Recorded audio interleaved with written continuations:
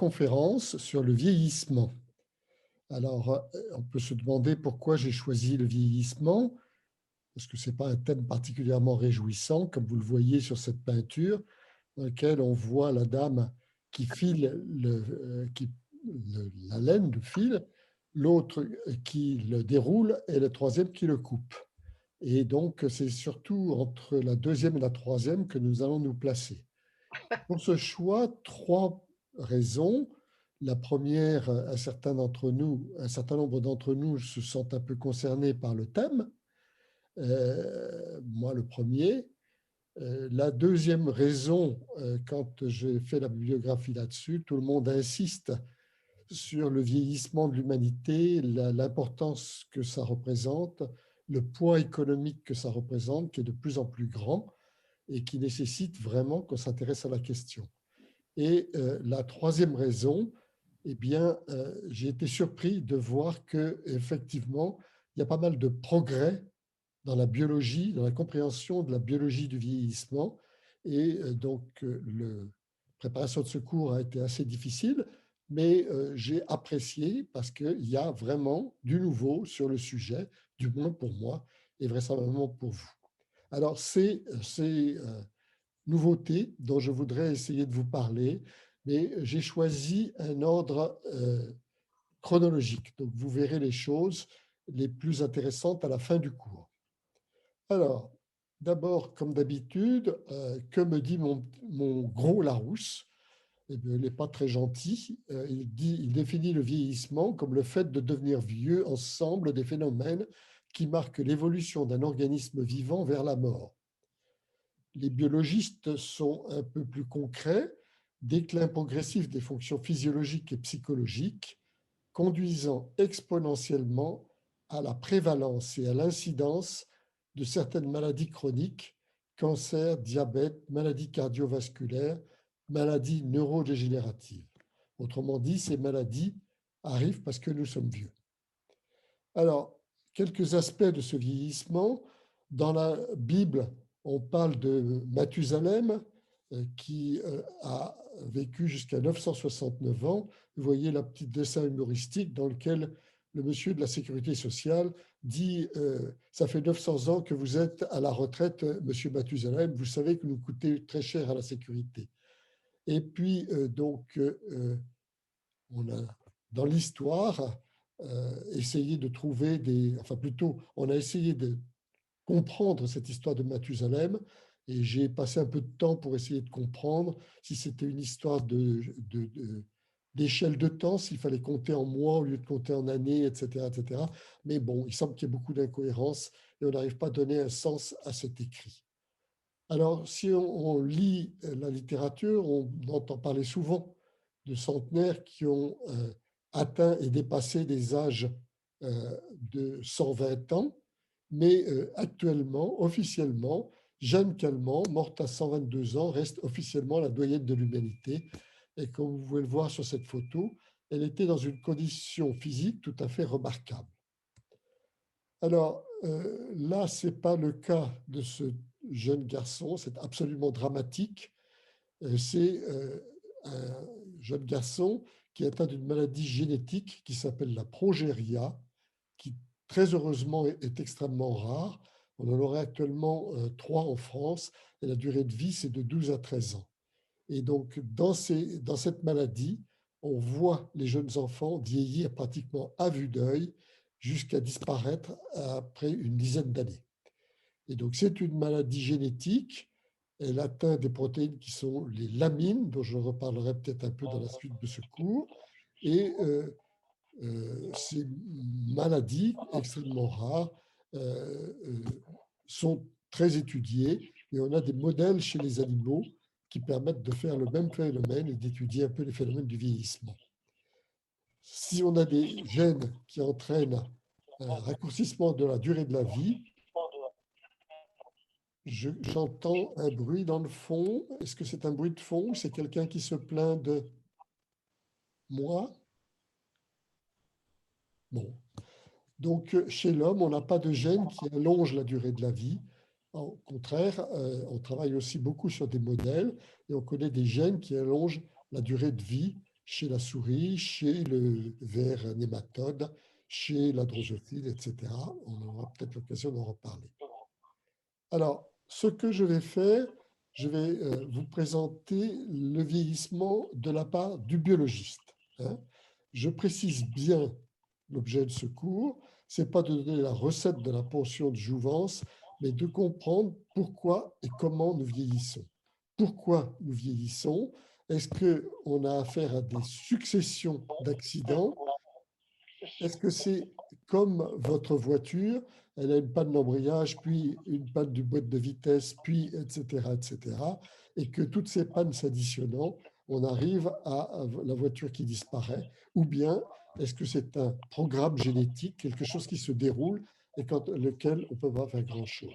Et puis comment nous vieillissons, c'est-à-dire à quel niveau se situent ces atteintes? Est-ce que ce sont des atteintes qu'on peut placer au niveau cellulaire, qu'on peut expliquer au niveau cellulaire, suivre au niveau cellulaire.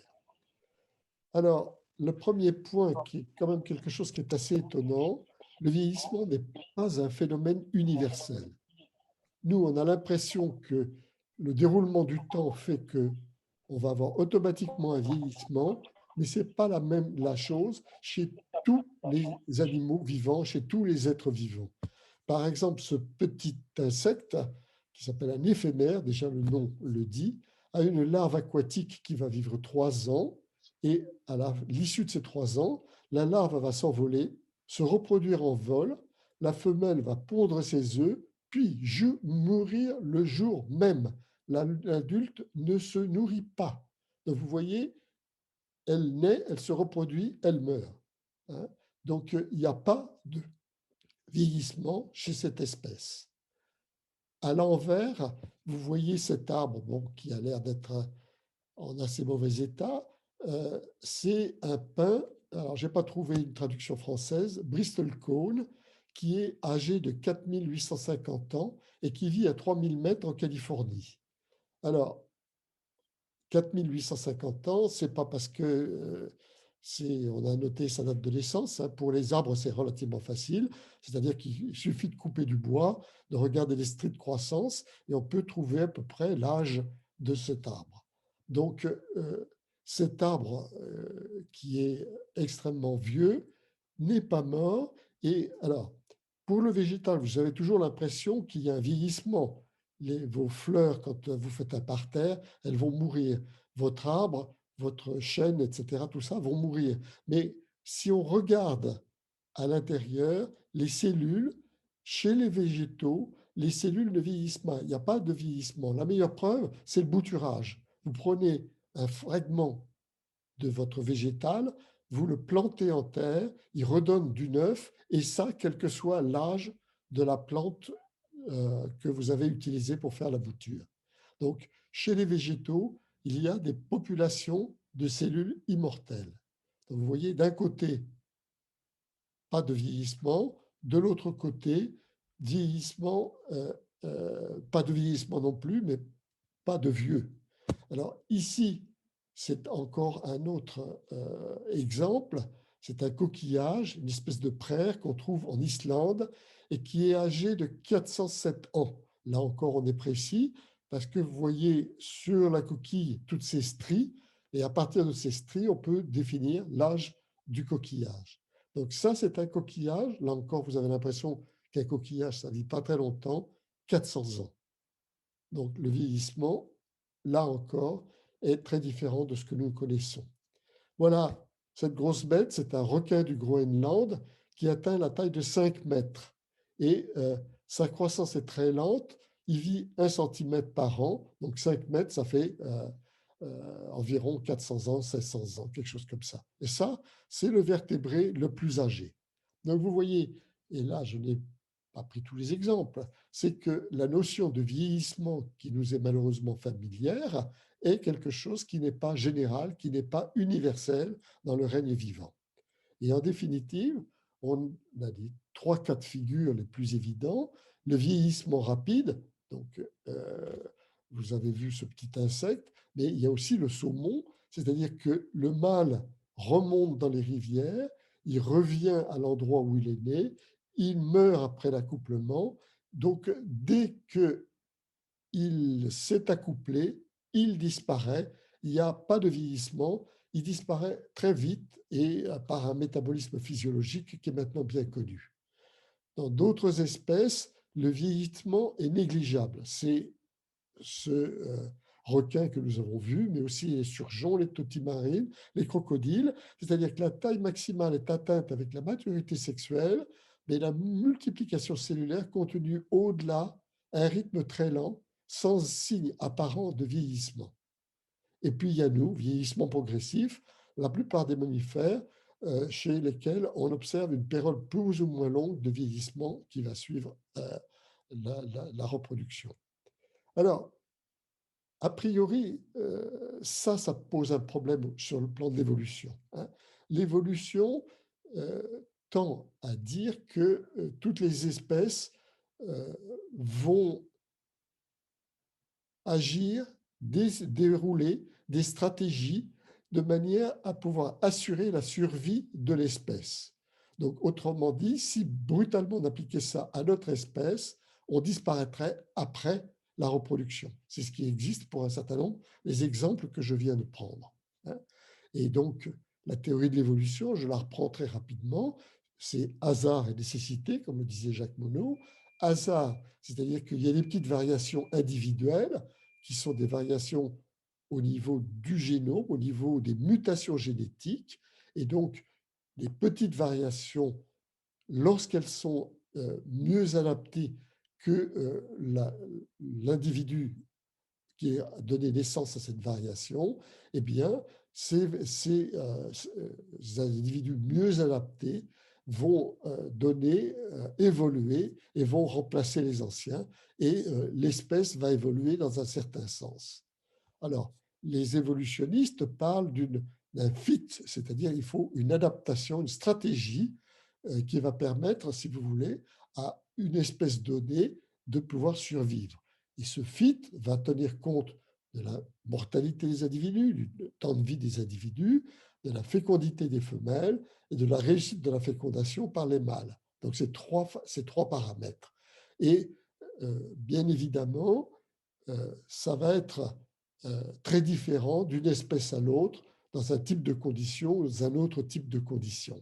Et donc, l'adaptation, le fit, peut impliquer des optimisations parce que on va, par exemple, la mortalité va peser dans un sens, la fécondité va peser dans l'autre sens, et il va falloir que l'espèce trouve un compromis, une optimisation pour arriver à gagner, à survivre, hein. L'optimisation tient compte de la situation particulière de chaque espèce et des contraintes environnementales. Donc ça, c'est le schéma général, hein. C'est le schéma général qui sort des théories de l'évolution de Darwin. Alors, dans ce cas-là, la question que nous posons aujourd'hui, c'est comment expliquer que l'évolution n'est pas contre-sélectionnée, le vieillissement chez les mammifères, alors que ce n'est pas une règle universelle dans le vivant. Donc, visiblement, il y avait d'autres solutions. Pourquoi l'évolution a gardé ce phénomène de vieillissement? Alors, les évolutionnistes, les biologistes ont essayé de réfléchir à la question et ils ont fait deux constatations. La première, la stratégie reproductive la plus efficace est la reproduction la plus précoce possible, pour des raisons évidentes. Si vous reproduisez rapidement, vous avez plus de chances de survivre que si vous attendez longtemps. Et puis, d'autre part, vous avez plus d'énergie, ça doit être plus fécond, ça marche mieux. Donc, reproduction le plus précoce possible. Ça, c'est une contrainte. Une autre contrainte, c'est que la reproduction a un coût en termes énergétiques pour les biologistes. C'est-à-dire que si vous réfléchissez aux oiseaux, par exemple, les oiseaux doivent avoir une tenue de parade, doivent entraîner des parades, du chant, la reproduction, il faut nourrir les petits, etc., etc. Donc, il y a un coût énergétique à la reproduction. Donc, il y a une optimisation qui va être trouvée entre la précocité reproductive et le développement. Donc, vous voyez un petit peu comment raisonnent les évolutionnistes. À partir de ça, 2 hypothèses ont été faites sur le vieillissement. Et vous voyez, d'après les dates qui sont là, que ces hypothèses, elles sont anciennes, hein. Peter Medawar, qui je crois a eu le prix Nobel, qui doit être un Australien, si je me souviens bien, et puis George William, un peu plus récent. Alors, quelles sont ces 2 théories? La première hypothèse suppose que la sélection impliquée dans l'élimination des défauts des cellules est moins efficace dans la seconde partie de la vie. Alors ça, c'est quelque chose qui est vrai, mais qui n'est pas déterminant et sur lequel je ne vais pas insister aujourd'hui. Et la deuxième, qui a un nom, c'est un gros mot encore, pléiotropie antagoniste. Alors, pléiotropie, ça veut dire que les gènes vont agir non pas à un endroit, mais sur une multitude d'endroits. Pléios, ça veut dire plusieurs, hein. Donc, par exemple, si vous regardez, je ne sais pas moi, le diabète, l'insuline, etc., ça va avoir des tas d'effets à des tas de sites différents. Pléiotropie. Et antagoniste, ça suppose qu'on a des gènes qui vont être favorables dans la première partie de la vie et qui deviennent ensuite défavorables. Et donc, dans cette hypothèse, la vieillesse, ça serait le passage de ces gènes qui au départ étaient favorables à un état défavorable. Et un certain nombre de travaux expérimentaux soutiennent cette seconde hypothèse. Alors, je vais juste donner un petit exemple qui risque de ne pas vous convaincre, puisqu'il est fait sur la drosophile et que c'est bien loin de nous. Voilà, les expérimentateurs ont travaillé sur des drosophiles. Les drosophiles, c'est les petites mouches, hein, la mouche du vinaigre, la mouche que vous trouvez sur les fruits, et qui est un élément extrêmement important pour les généticiens parce qu'elle se reproduit rapidement et il y a beaucoup de mutations qui existent. Et donc, on fait des élevages de mouches et en fonction de ce qu'on disait tout à l'heure, le hasard, on trouve des souches de mouches qui vont se reproduire très tôt dans leur développement et d'autres plus tard.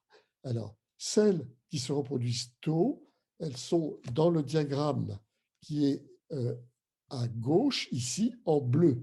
Donc, voilà l'âge de ces mouches et voilà la mortalité de ces mouches.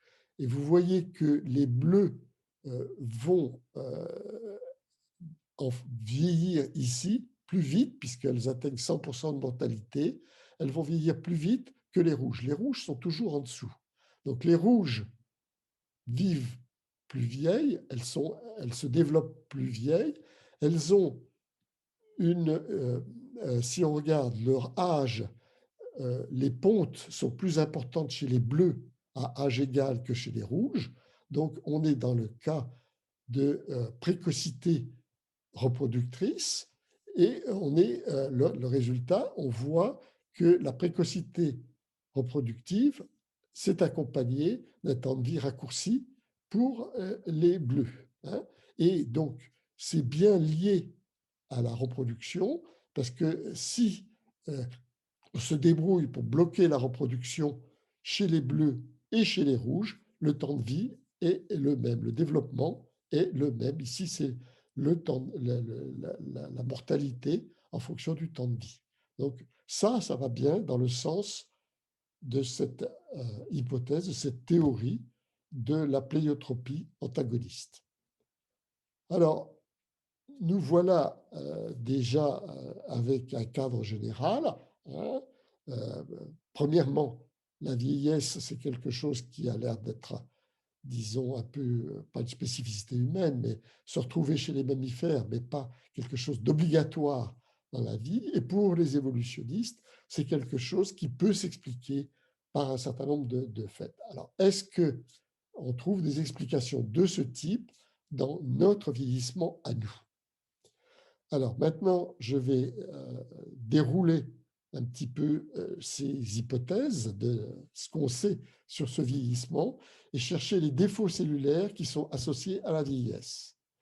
Et comme je vous l'ai dit, je vais essayer de suivre un ordre chronologique dans les découvertes, dans la manière dont les scientifiques ont procédé, hein.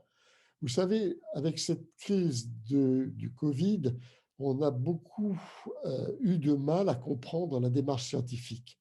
la démarche scientifique, quand on ne sait pas, il faut avancer des hypothèses, regarder des hypothèses. Le lendemain, un jour, on a une hypothèse. Moi, je me souviens, quand j'étais au laboratoire, il y avait un garçon qui disait « Ah, c'est l'hypothèse du siècle ». Et puis, le lendemain, il faisait la manip, il prenait le papier, il jetait ça à la corbeille, il disait « C'est fini ». Donc, on passe son temps à avancer des hypothèses, essayer de les tester et changer tout le temps. Donc là, je vais aller sur certaines de ces hypothèses et vous allez voir un petit peu comment les choses quand même se précisent malgré cette démarche un peu zigzagante. Alors la première chose dont je vais vous parler, c'est les espèces réactives de l'oxygène. ERO, espèces réactives de l'oxygène, mais le plus souvent, on entend parler de ROS, Reactive Oxygen Species. De quoi s'agit-il? Alors là, nous sommes dans l'horreur absolue. Je vais être obligé de vous parler de chimie. Alors, avant de parler de chimie, je voudrais un petit peu parler de notre bioénergétique. Nous sommes des moteurs thermiques. Nous sommes comme le pétrole, consommateur de carbone et relâchant du CO2 en consommant de l'oxygène. Ici, en jaune, vous avez une cellule. Et à l'intérieur de cette cellule, il y a l'usine thermique, la centrale thermique, et ce qu'on appelle la mitochondrie, qui est ici en bleu. Elle est isolée du reste de la cellule. Et l'essence que nous allons consommer, c'est des sucres. Ici, vous avez du glucose. Donc, le glucose va rentrer dans cette usine et simultanément, nous avons besoin d'oxygène. Vous savez qu'en l'absence d'oxygène, on ne vit pas beaucoup. Donc, vous avez l'oxygène qui rentre ici. Donc, le glucose et l'oxygène. Et qu'est-ce qui sort de cette cellule? Il sort du CO2, comme pour votre voiture, et de l'eau. Et vous avez brûlé votre glucose avec cet oxygène et au lieu de produire de la chaleur, la cellule s'est débrouillée pour produire de l'énergie chimique. Et cette énergie chimique, elle existe ici dans une molécule qu'on appelle l'ATP, qui va sortir de l'usine, qui va servir pour faire tout, depuis la contraction musculaire, le fonctionnement du cerveau, etc. etc. Donc tout ça, c'est notre fonctionnement et la manière dont nous consommons de l'oxygène. Alors, maintenant l'horreur, la chimie. L'oxygène que nous consommons, c'est O2. C'est une molécule de dioxygène. Cette molécule de dioxygène, vous l'avez là, ici, sous cette forme-là. Alors, je ne vais pas rentrer dans les détails, mais il y a quelque chose qui s'appelle l'oxydation. Hein. L'oxygène va être réduit au cours de cette opération. Il va être réduit, ça veut dire qu'il va recevoir des électrons. Ce qui compte pour les propriétés chimiques, c'est les électrons. Donc vous avez le noyau qui est ici et vous avez les électrons sur la couche périphérique externe qui sont ici.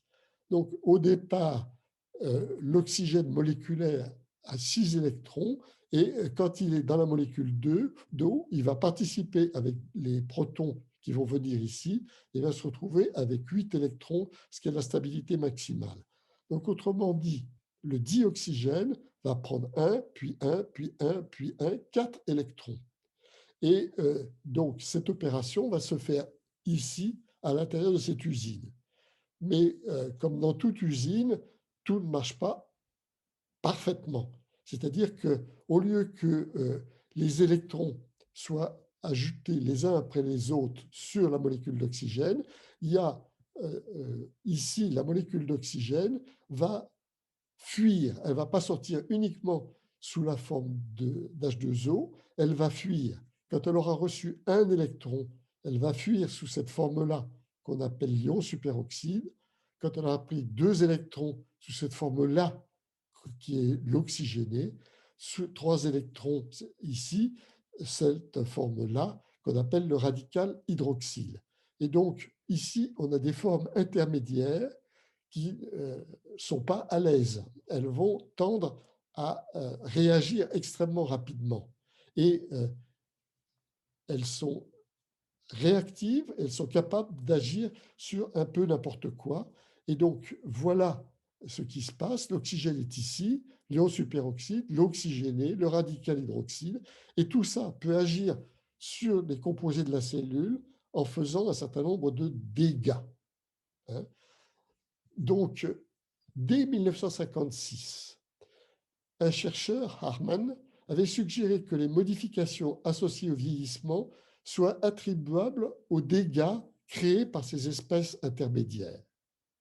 C'était quelque chose qui était, disons, de la science-fiction à l'époque. Hein. On savait chimiquement que ces espèces existaient, mais est-ce qu'elles existaient dans la cellule? Personne ne le savait, personne ne les avait vues. Et puis, en 1969, un Américain qui s'appelle Irving Friedovich, que j'ai très bien connu, avec lequel j'ai travaillé, a montré qu'il y avait dans les cellules une protéine, une enzyme particulière, qu'il a appelée la superoxyde dismutase, qui est là pour empêcher l'existence de l'ion superoxyde, de cette première molécule-là, la faire disparaître en la transformant très rapidement avant qu'elle ait eu le temps d'agir sur ses cibles. Donc vous voyez, à partir du moment où il y a une protéine qui est là pour s'occuper de superoxyde, ça prouvait que le superoxyde existe bien et ça rendait vraisemblable l'hypothèse de Harman que les dégâts étaient des dégâts qui étaient faits par ces intermédiaires de réaction dans le fonctionnement normal. Hein. Donc, je tiens à vous faire bien toucher du doigt ce dont il s'agit. Nous sommes un organisme vivant. Nous avons besoin d'énergie. L'énergie se fabrique et dans le fonctionnement, dans la manière dont nous engendrons cette énergie, la manière dont nous engendrons des énergies, nous faisons aussi des espèces toxiques.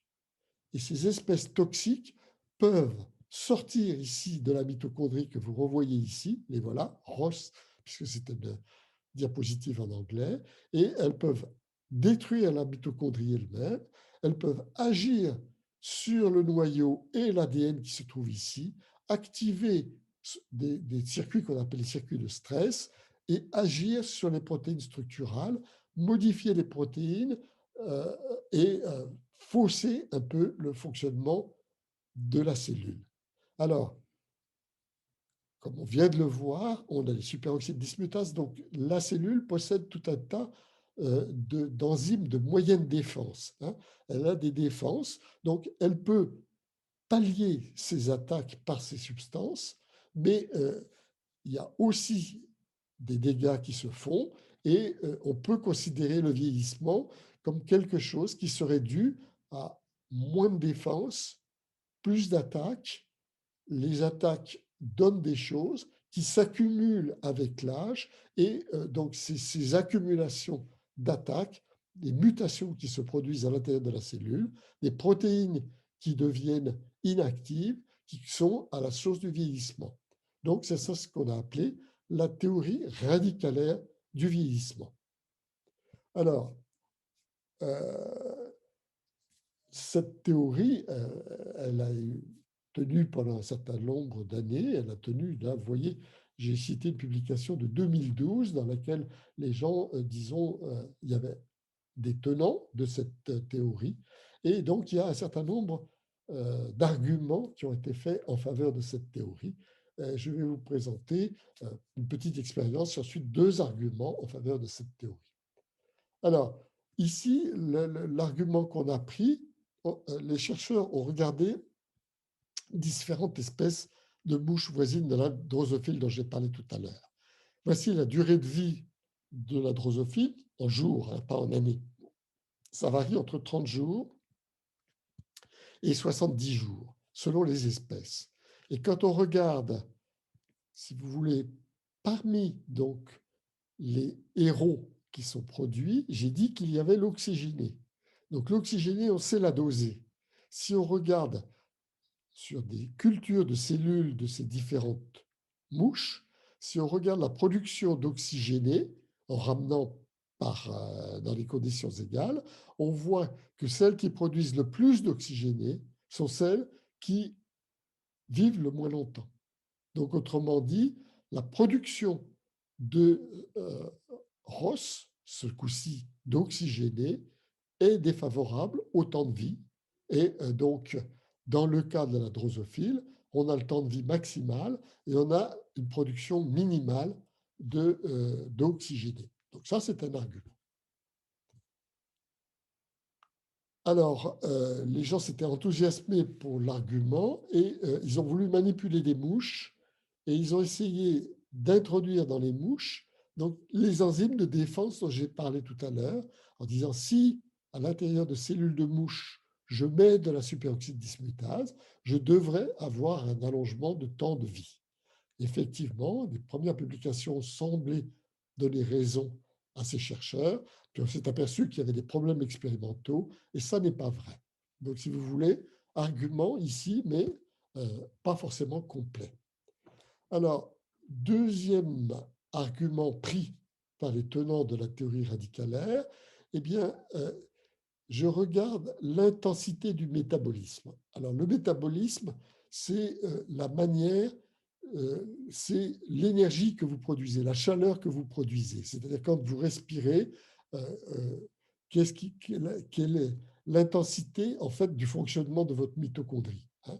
Vous savez que quand vous avez de la fièvre, par exemple, votre métabolisme est activé. Vous savez qu'il y a des animaux qui ont une température supérieure à la nôtre ou qui respirent plus vite, etc. Et donc, je respire plus vite. Si je respire plus vite, je produis plus de ces espèces toxiques et je devrais vivre moins longtemps.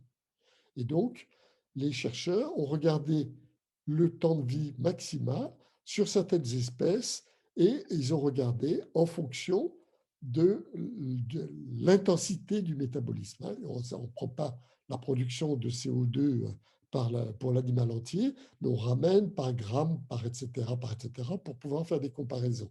Et on observe qu'effectivement, quand on passe ici de la souris au rat, au hamster, au cochon d'Inde, au lapin, au cochon et à la vache, on voit le métabolisme diminuer. Plus c'est gros, plus ça respire lentement, plus l'intensité du métabolisme est faible, et en même temps, le temps de vie est plus long. Le temps de vie d'une souris est ici. Alors là, donc c'est fait en années, c'est inférieur à 5 ans, alors que chez la vache, on monte jusqu'à 30 ans. Donc, la dépendance du temps de vie semble être indiquée qu'elle est liée au métabolisme. Alors, ça, c'est, disons, vrai. Alors, on a aussi remarqué que les enzymes de défense ne suivent pas ce schéma-là. Hein. Donc, on a bien quand même quelque chose qui est ici. On a l'intensité du métabolisme, on a l'intensité de la production je crois que c'est du superoxyde qui est ici, et vous voyez que les deux courbes se suivent, donc plus la durée de vie est intense, plus la vie est courte. Donc ça va bien avec la théorie radicalaire. Alors, un autre type d'argument dont on n'a pas fini d'entendre parler, c'est ce qu'on appelle la restriction calorique. Alors là, vous tombez dans des choses que vous avez dû entendre si vous vous êtes intéressé un petit peu aux gens qui parlent de mode de vie, etc. Restriction calorique, c'est diminution de la ration alimentaire. Donc, effectivement, les manips sont faites chez le rat, vous les voyez ici. Vous avez le poids du corps du rat et vous avez l'âge du rat. Et donc, soit on lui donne à manger ad libitum, c'est-à-dire que c'est sans restriction qui est ici, soit on limite sa ration alimentaire. Et vous voyez les couleurs qui sont ici, vous voyez que quand vous lui donnez à manger au choix ad libitum, son temps de vie, c'est cette courbe-là. En revanche, si vous limitez son alimentation, vous augmentez sa durée de vie. Et donc, ça, ce point-là, il n'est contesté par personne. Et qui plus est, c'est valable pour le rat, c'est valable pour beaucoup d'animaux, tous les animaux modèles qu'on a utilisés pour étudier le temps de vie, et c'est aussi valable pour l'homme. Hein. Donc, ça, je vous en laisse le choix, c'est restriction alimentaire et vous avez des chances d'augmenter votre durée de vie. Alors, pourquoi si vous mangez beaucoup, il faut vous amener beaucoup de sucre à votre mitochondrie, vous faites travailler votre mitochondrie plus fort, votre mitochondrie travaille plus fort, donc elle produit plus d'espèces toxiques et vous retombez sur la théorie radicalaire. Ça, c'était le raisonnement des gens qui ont pris ça comme argument en fonction de ce que l'on vient de dire. Alors, le schéma ici montre un peu ce que c'est. Voilà, encore une fois, la mitochondrie. Voilà le noyau qui est ici. Vous avez les espèces qui sont ici et qui vont agir ici. Donc, la restriction calorique, en restreignant la fonction ici, restreint ce courant-là.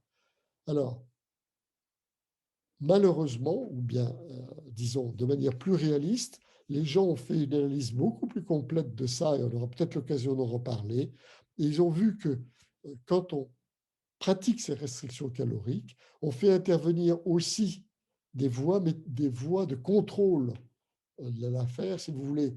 Quand votre organisme sait qu'il n'a pas beaucoup à manger, il va modifier son métabolisme, il va le changer pour l'adapter à quelque chose d'autre.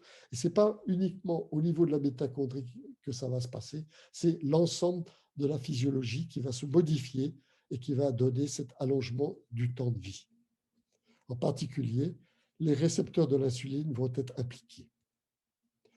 Donc, voilà où nous en sommes après cette première théorie. Après 50 ans de recherche, on estime que les héros participent au vieillissement, mais leur importance est difficile à estimer. Par exemple, initialement, on avait évalué les 10 espèces toxiques à 2% de l'oxygène utilisé par la cellule. Actuellement, on pense que c'est beaucoup plus faible que ça, quelque chose de l'ordre de 0,2%. Donc très très peu de production de ces radicaux toxiques. Et une des difficultés, c'est que, si vous voulez, comme je l'ai dit, ces espèces sont des espèces à temps de vie très court. Vous ne pouvez pas les doser, vous ne pouvez pas aller dans le laboratoire d'analyse, dites doser moins les zéros que j'ai, etc., etc. C'est très difficile à faire. Et donc, on a beaucoup de doutes et on a une certitude actuellement, d'autres phénomènes participent aussi au vieillissement. Voilà, donc ça c'est la première théorie dont je voulais vous parler et je vous propose de réfléchir et de répondre aux questions éventuelles que vous pouvez me poser à propos de cette première théorie. Alors, je crois qu'il faut rétablir vos micros et je suis prêt à répondre au choc. Alors, moi, je suis Janine Euzé, mais je n'apparais pas sur l'écran. Je ne sais pas Oui, pourquoi. c'est pas Voilà. grave. Puisque Vous vous venez de dire qu'en restreignant l'alimentation, cela permettait de vivre plus longtemps à ces espèces. Alors, si on fait une transposition sur l'être humain, ça voudrait dire que dans les populations très pauvres, je pense aux populations africaines qui n'ont pas de quoi manger, il y aurait beaucoup de centenaires et au-delà. La vie serait plus longue. Alors que je croyais, moi, qu'au contraire, un défaut d'alimentation ou de nourriture essentielle ne permettait pas de vivre très longtemps. Non, non, non, vous avez raison, hein. J'ai jamais dit que les gens qui ne mangeaient pas pouvaient vivre longtemps, hein. Il y a quand même à apporter un certain nombre d'éléments indispensables au fonctionnement physiologique. Et donc, si vous avez bien vu, même chez le rat, la restriction calorique, il y a, quand les gens le font, ils calculent de manière à donner une restriction qui soit, disons, acceptable par l'organisme. Ah Donc, oui. avec quand même les apports caloriques nécessaires et les apports vitamines et différentes choses qui sont nécessaires, hein. Donc, non, non, non, non, non. Ce n'est pas une diète absolue qui le fait, c'est essayer de trouver l'équilibre tel qu'on soit au minimum par rapport aux besoins physiologiques. Mais est-ce qu'on pourrait dire que dans les communautés je pense aux communautés religieuses, qui regroupaient des personnes, qui ne faisaient pas d'abus alimentaires, il y avait des personnes qui vivent plus longtemps que dans le public qui ne fait enfin qui n'a aucune hygiène je ne veux pas dire hygiène de vie, mais enfin qui s'alimente, excessivement, non? Oui. Écoutez, encore un coup, j'ai évité de trop rentrer chez nous, d'avoir des exemples trop proches de nous pour Bon, rester un peu dans la biologie. Je pense oui, qu'effectivement, ce type de restriction vient, mais je vais vous donner d'autres exemples qui sont en faveur de cette histoire. La fameuse histoire des 5 fruits et légumes par jour. oui, Quand vous le lisez, les gens vous disent des légumes et des fruits colorés. Pourquoi colorés?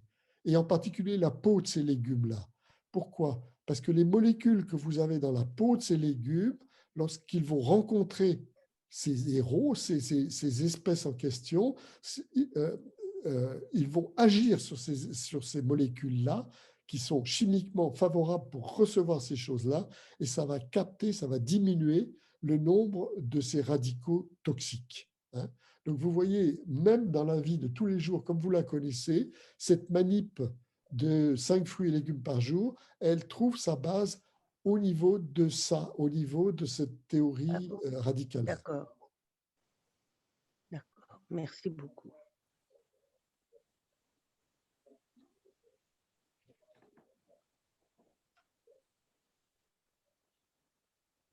Ça vous laisse sans voix ou bien j'ai pas bien expliqué? Non, non, mais je vous ai dit merci, vous m'expliquez, Alors, vous savez, mais le point important, le point qui m'a frappé, c'est le premier point que j'ai fait. Ce truc de vieillissement, on a l'impression que, je ne sais pas moi, c'est l'entropie, c'est le temps qui passe, c'est inévitable, etc. La biologie nous apprend qu'en définitive, ce n'est pas une loi universelle, ce vieillissement. Hein. Vous avez vu le saumon, vous avez vu les mynoptères, vous avez vu des tas de choses qui sont étonnantes. Et donc, on, on doit réfléchir à ça. Ça n'est pas quelque chose que l'on peut changer, mais sur notre appréciation du vieillissement, c'est quelque chose.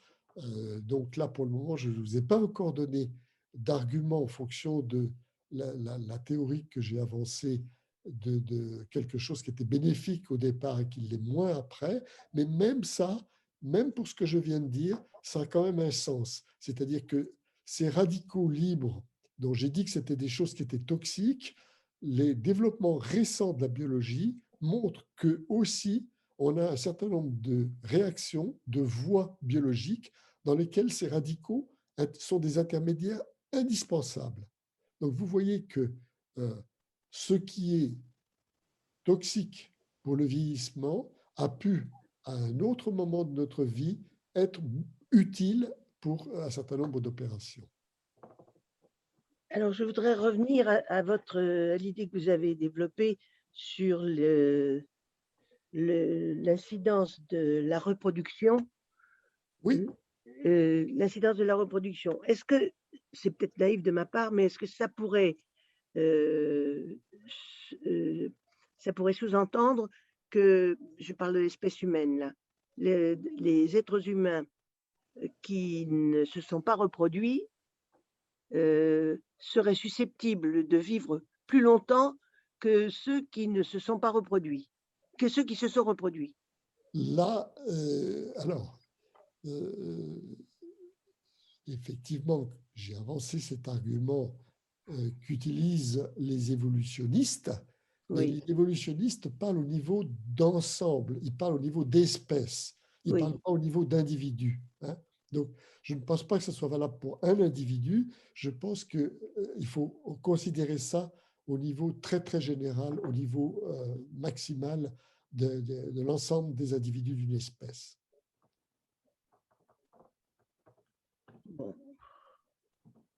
Ça, Je vous je l'ai ne dit, saisis pas pour très le bien. moment, je vais m'efforcer de faire de la biologie, hein, Oui, surtout oui, de la oui, oui, biologie. oui, oui. Mais je parlais, je réfléchissais aux conséquences Oui, oui, bien sûr. d'informations biologiques et j'avoue que je saisis pas pourquoi ça n'aurait pas d'incidence ou Oui. pourquoi ça en a. Très bien. Voulez-vous que l'on revienne à la suite? Oui, bien sûr. Enfin, pour moi. Alors, Elisabeth, je reprends la main.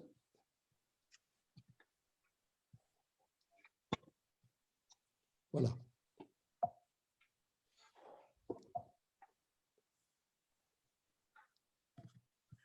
Alors, acte 2. On va parler d'un phénomène qui s'appelle la sénescence. La sénescence, on va voir que le vieillissement, on peut l'apprécier non pas comme je viens de le faire à l'échelle d'un organisme, mais à l'échelle d'une cellule. Il y a des cellules qui sont des cellules sénescentes, des cellules vieilles, des cellules vieillissantes. Qu'est-ce que c'est qu'une cellule vieille? Qu'est-ce que c'est qu'une cellule sénescente? Alors, là encore, observation ancienne, en 1960, dans les années 1960. Donc, on a commencé à faire des cultures de cellules mammifères.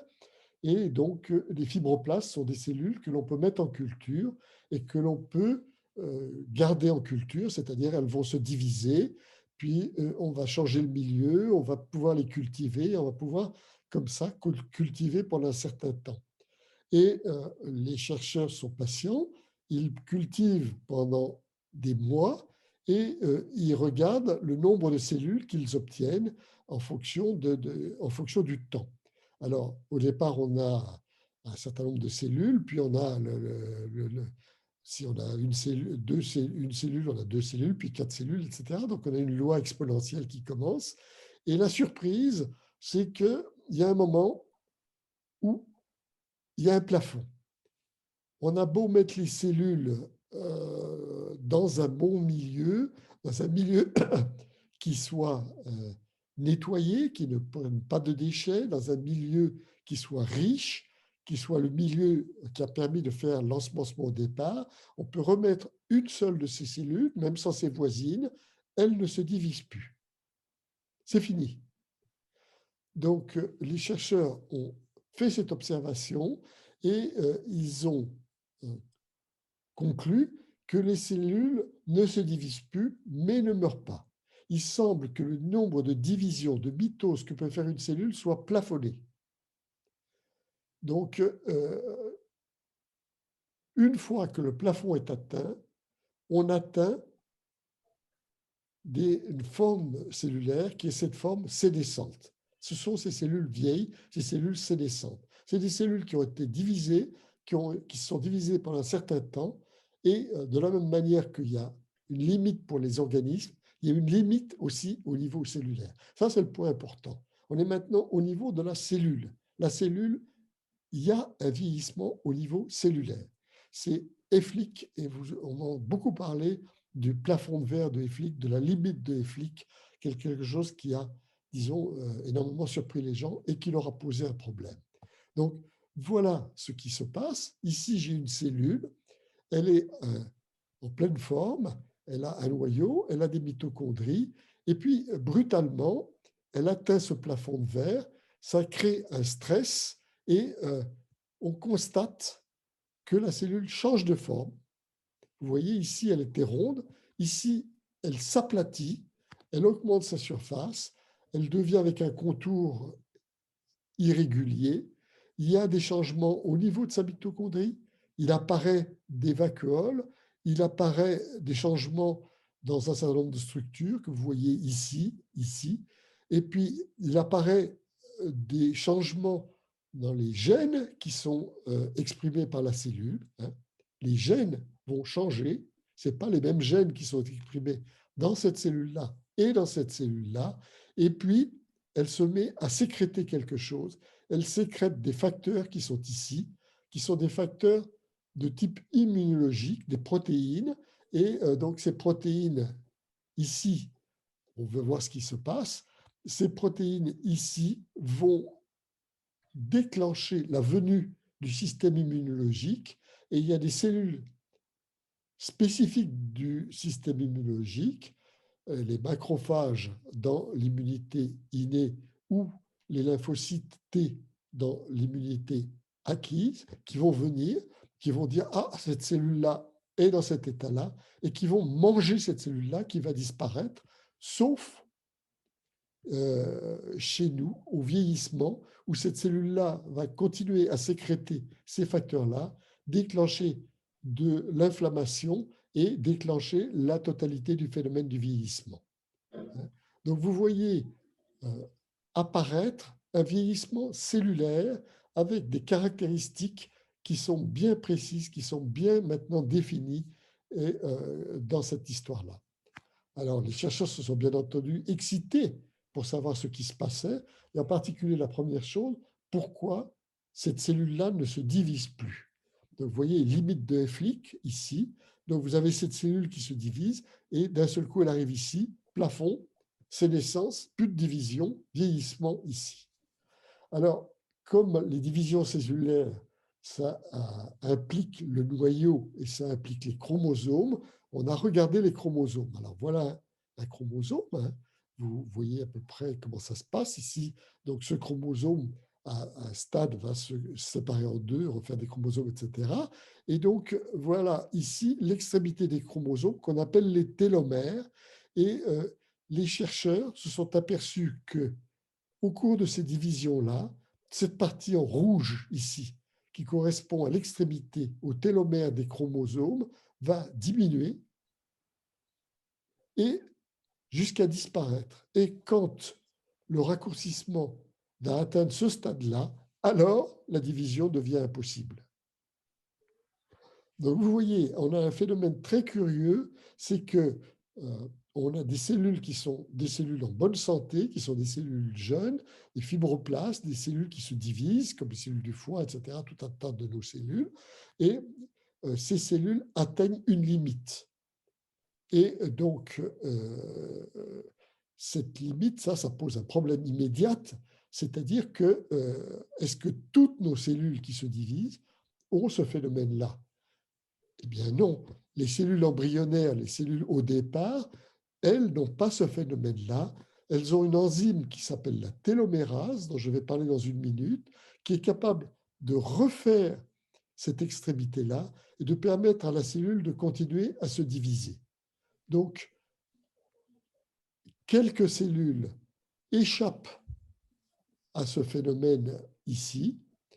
Ce phénomène, donc, raccourcissement des télomères est contré par la télomérase et la télomérase n'existe pas dans toutes les cellules. Elle est spécifique de certaines cellules, les cellules embryonnaires, les cellules qu'on appelle les cellules souches, les cellules qui vont redonner différentes cellules et qui continuent dans l'organisme à se diviser après la naissance et tout au cours de la vie. Et donc, il y a ce raccourcissement des télomères qui est un véritable compteur qui compte le nombre de divisions possibles pour une cellule qui n'est pas une cellule souche.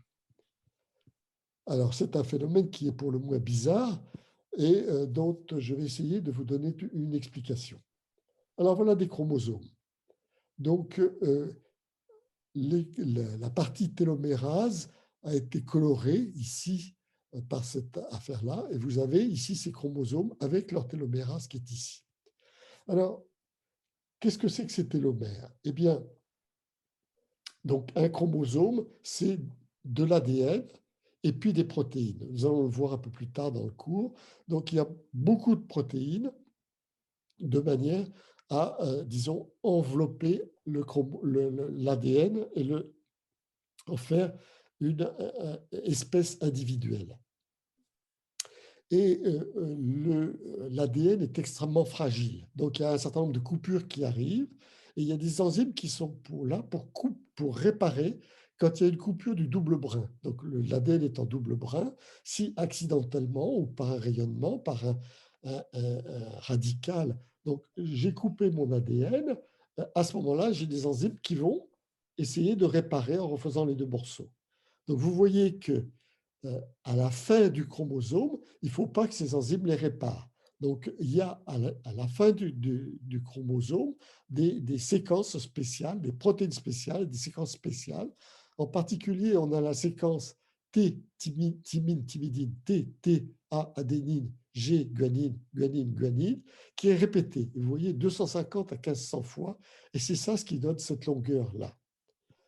Alors, qu'est-ce qui se passe au moment de cette réplication?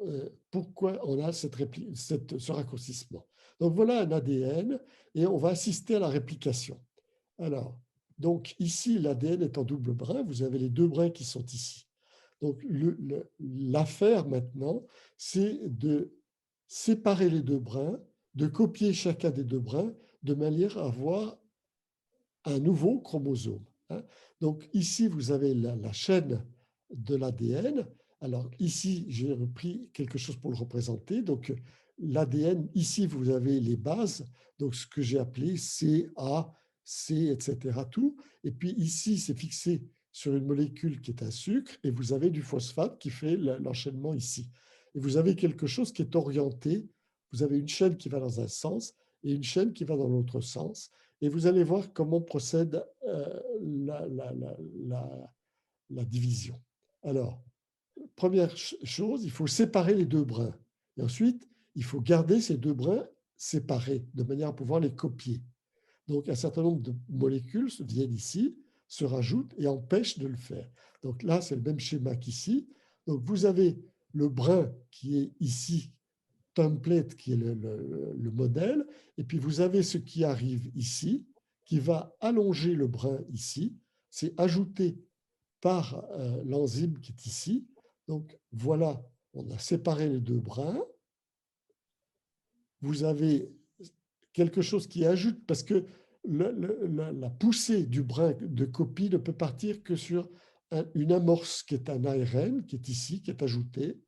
Et puis seulement à ce moment-là, vous avez cette enzyme qui s'appelle l'ADN polymérase qui vient et qui va copier ici. Et voilà le deuxième brin qui arrive, qui est le premier brin de l'autre. Donc vous voyez, tout va bien, tout est facile. Seulement, et puis ensuite, on retire l'ARN, on a un ADN qui est ici. Problème, problème grave. Cette DNA polymérase, elle ne peut progresser que dans ce sens-là. Donc l'autre brin, lui, il va dans l'autre sens. Donc pour faire avancer l'autre brin, il faut toute une gymnastique. C'est quelque chose qui est compliqué. Alors vous allez voir comment ça se passe.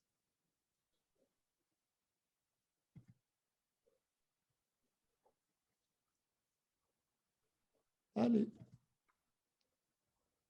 Alors, donc l'ADN polymérase peut progresser ici.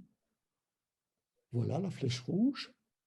Et pour qu'elle puisse progresser de l'autre côté, il faut lui mettre une petite amorce ici. Et c'est ridicule, mais c'est comme ça. Elle va progresser là. Et elle va avancer comme ça. Voilà.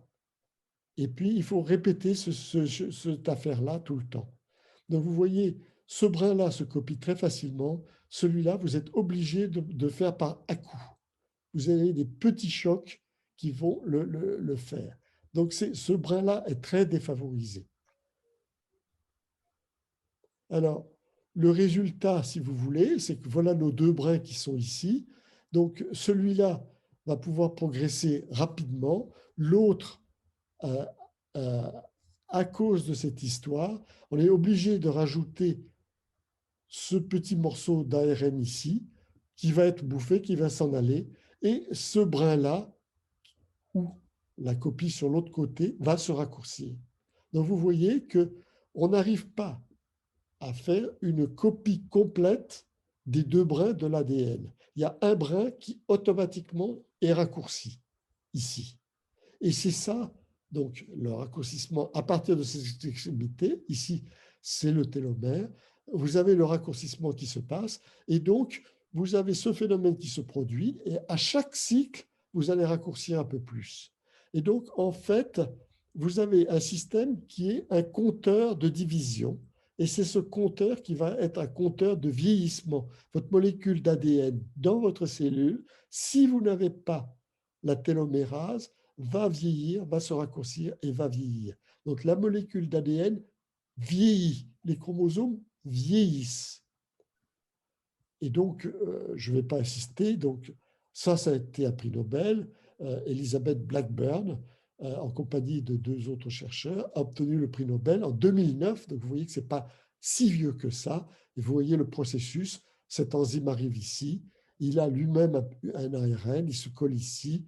On rallonge, on rallonge, on rallonge. Et une fois qu'on a rallongé suffisamment, on peut reprendre le même dispositif. Donc, je ne vais pas rentrer, mais ce qu'il faut avoir en tête, c'est que les cellules somatiques, nos cellules, les cellules fibroblastes, les cellules du foie, etc., font 30 à 60 générations et puis s'arrêtent s'il n'y a pas intervention de cette enzyme qui est présente surtout dans les cellules germinatives, c'est-à-dire dans les cellules qui vont donner le développement, et dans les cellules cancéreuses. Dans une cellule cancéreuse, ce système-là n'existe pas et on a les télomérases qui sont présentes et qui permettent aux cellules de se diviser de manière non limitée. Donc, c'est ce qu'on appelle la sénescence réplicative. Donc, voilà le nombre de divisions cellulaires. Voilà la longueur des télomères. Donc, les télomères sont ici marqués en rouge. Donc, quand je suis dans une cellule ordinaire, le nombre de divisions augmente, la partie rouge diminue, diminue, diminue, et elle atteint cette limite-là, et là, la division s'arrête à ce point-là.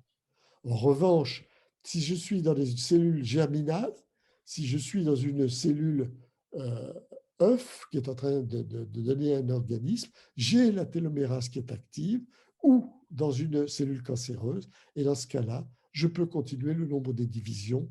Ma cellule est immortelle. Alors, donc, voilà un phénomène qui est extrêmement important. Ce phénomène de sénescence réplicative lié de manière structurale au fonctionnement de nos enzymes, des enzymes de réplication de l'ADN. Étape suivante pour les chercheurs.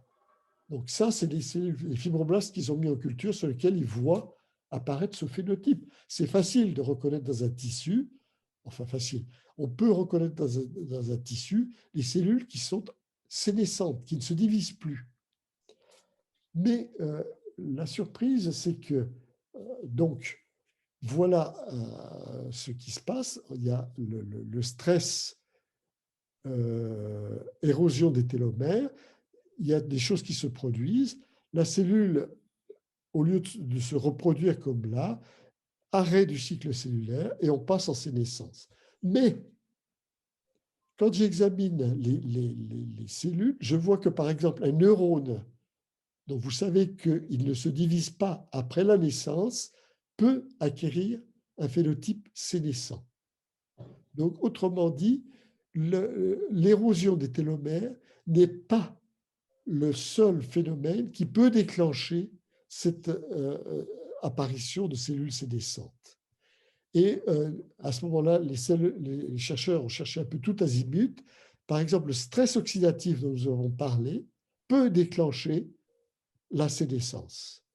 Et des dommages à l'ADN, là aussi créés par le stress oxydatif par exemple, ou un oncogène, c'est-à-dire tout ce qui est tumeur, etc., peut déclencher ce phénomène de sénescence. Donc, autrement dit, un stress d'origine variée peut déclencher ce phénomène de sénescence. Donc, des cellules sans division peuvent devenir sénescentes. J'ai compliqué d'un seul coup le phénomène que je vous décrivais. Il n'y a pas que l'histoire de division de l'ADN qui le fait. Multiples causes peuvent déclencher l'apparition de sénescence. Et pourquoi c'est dramatique? Alors, donc voilà une cellule en bonne santé, et d'un seul coup, elle va subir une sénescence chronique, ici, elle va subir son stress, elle va passer dans ce phénomène-là, elle va devenir cette cellule-là qui va sécréter des molécules ici, inflammation, vieillissement ici. Alors, je complique encore un peu, mais je vais éclairer en même temps. Le stress et la sénescence, c'est quelque chose qui existe indépendamment du vieillissement. Lorsque les cellules, lorsque on a la différenciation, lorsque on a l'apparition des formes, par exemple notre main, les espaces entre les doigts correspondent à des cellules qui vont disparaître au cours du développement. Eh bien, à ce moment-là, les cellules en question vont passer par un stade sénescent et être éliminées par les cellules immunologiques dont j'ai parlé tout à l'heure. Quand on a une cicatrisation, il faut quelque chose qui va éliminer des cellules mortes, des cellules qui sont là, qui sont touchées par la blessure. À ce moment-là, on passe par un stade vieillissement et au stade sénescence et une élimination.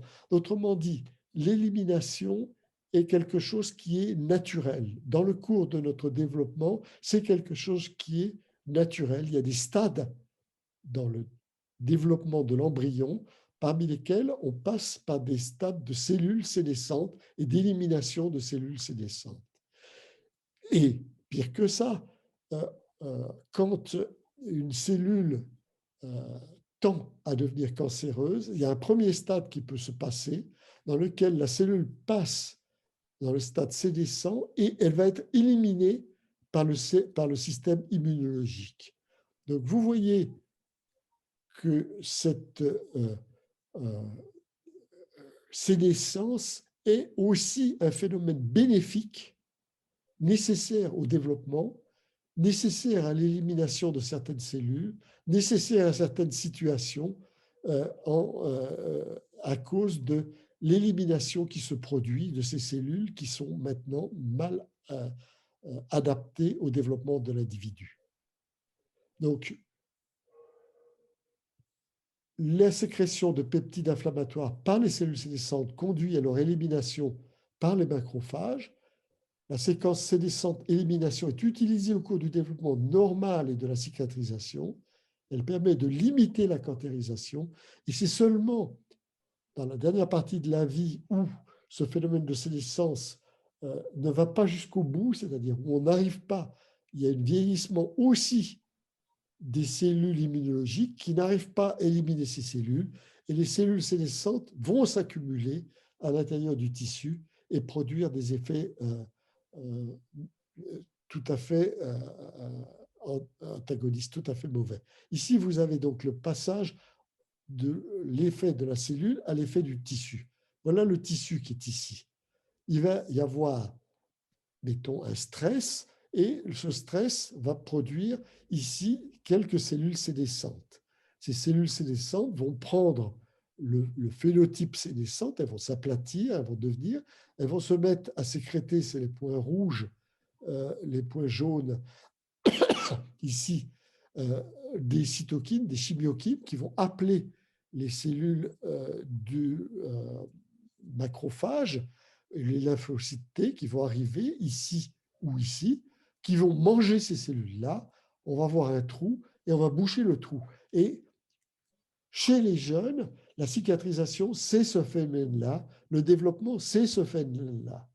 Maintenant, chez les vieux, le phénomène marche beaucoup moins bien. Les cellules sénescentes s'accumulent, on ne sait plus les faire disparaître et on va avoir accumulation de cellules sénescentes, inflammation chronique et fibrose, c'est-à-dire qu'on va avoir des cellules qui vont se transformer en un peu n'importe quoi.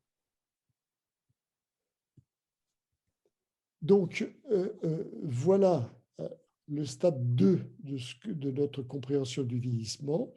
La sénescence est un phénomène naturel qui est induit par divers stress cellulaires.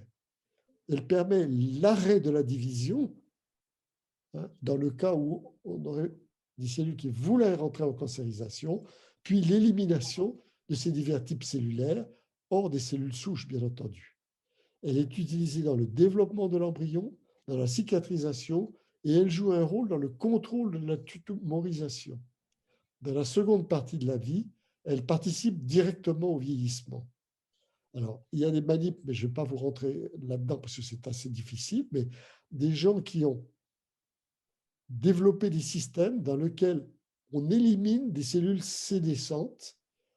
Dès que la cellule apparaît en sénescence, il y a des dispositifs génétiques très compliqués qui ont été faits. La cellule sénescente meurt et est éliminée. Et on observe à ce moment-là un allongement net du temps de vie de la souris. 30% de la souris. La souris vit plus vieille. Et là, maintenant, vous retrouvez ce que je vous ai décrit précédemment, le concept de pléiotropie antagoniste. Vous avez ce système de sénescence qui, dans la première partie de la vie, a joué un rôle bénéfique. Il a défendu les cellules contre des stress d'origine différente. Et dans la seconde partie de la vie, ce dispositif de sénescence ne fonctionne plus complètement et c'est lui qui va donner le poids du vieillissement que vous connaissez actuellement. Voilà. Donc là encore, à ce stade 2, je pense que ça serait pas mal que je m'arrête et que je vous écoute si vous avez des questions à poser, parce que ce que je vous ai dit est quand même quelque chose qui est assez difficile à voir.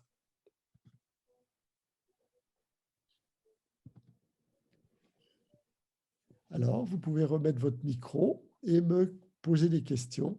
Donc, si vous voulez, là encore, ce que je vous montre, c'est que, en définitive, ce phénomène de vieillissement, ce n'est pas comme votre voiture qui tombe en panne. Ce sont des mécanismes qui existent dans l'organisme depuis longtemps, qui jouent un rôle physiologique pendant une partie de la vie, mais qui se trouvent débordés à la fin de la vie par un certain nombre de points et qui, au lieu d'être bénéfiques, d'un seul coup, introduisent des difficultés, des tares au point de vue du fonctionnement de notre physiologie. Vous voyez ce phénomène, on l'a vu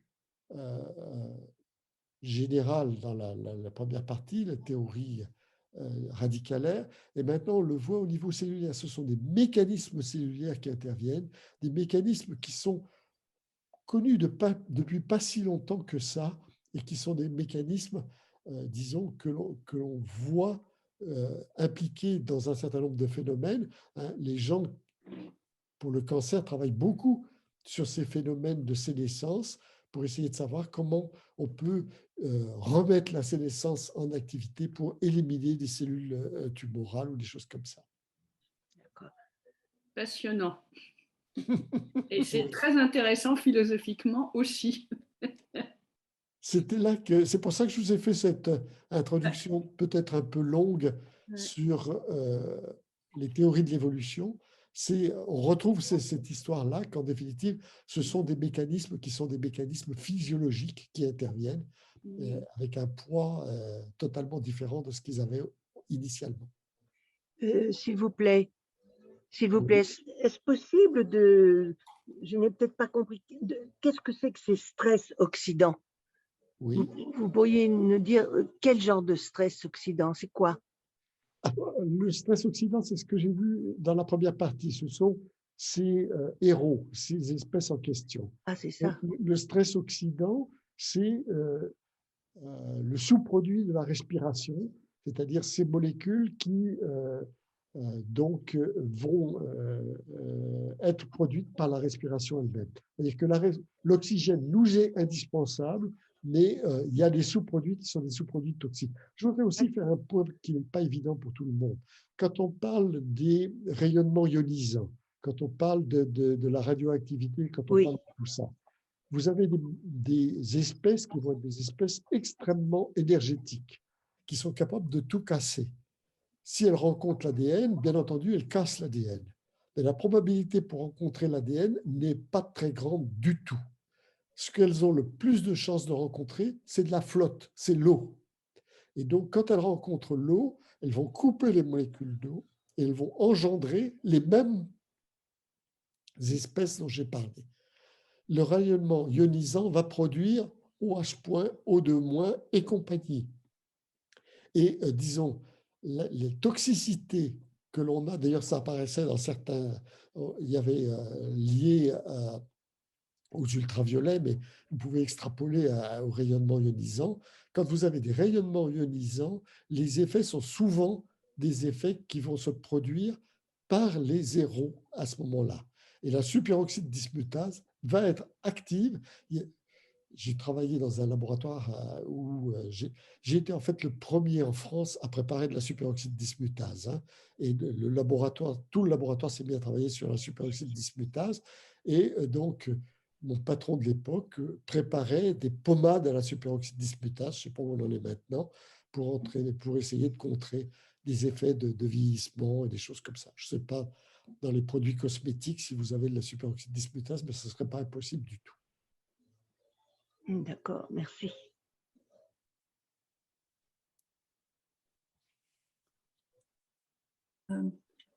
Oui, Nicole. Moi, Alors attendez, il y a deux personnes qui veulent parler. Bon, Ah. Anne, peut-être, Oui. oui. Alors, je suis un peu perdue là, entre le vieillissement et la sénescence. Alors, la sénescence, j'ai compris que c'est un fonctionnement mécanique qui dysfonctionne au fur et à mesure. Le vieillissement, c'est quoi alors? Alors,